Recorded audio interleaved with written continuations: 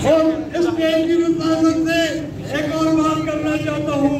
वो बात यह है कि पिछले 4 दिनों से आपने देखा सोशल मीडिया पर भी मुस्लिम बैंकों की ब्रांचों से भी कभी हमें केवीके के साथ लगाने की कोशिश की जा रही है, कभी हमें किसी और सूबे के साथ डिक्लेयर करने की कोशिश की जा रही है।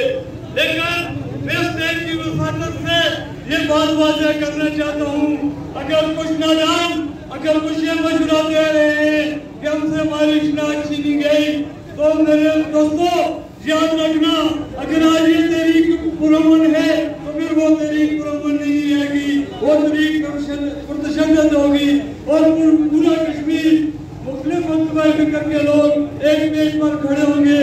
क्योंकि हम ये कहते हैं, हमारा ये मानना है कि अगर हम कश्मीरी हैं तो हमें कश्मीरी अल्लाह ताला ने पैदा किया है। हमारी रियासत, हम अपनी रियासत की बका पर कोई कम्प्रोमाइज नहीं करेंगे। बेशक ये कहा जाता हो कि ये नेशनलिस्ट है, जो शख्स भी अपने रियासत के मसाइल की बात करेगा वो नेशनलिस्ट होता है, चाहे उसका ताल्लुक किसी भी सियासी जमात से हो। इसलिए हम रियासत के मसाइल पर अपनी स्टार्ट कर कोई कम्प्रोमाइज नहीं करेंगे। वाह वाह।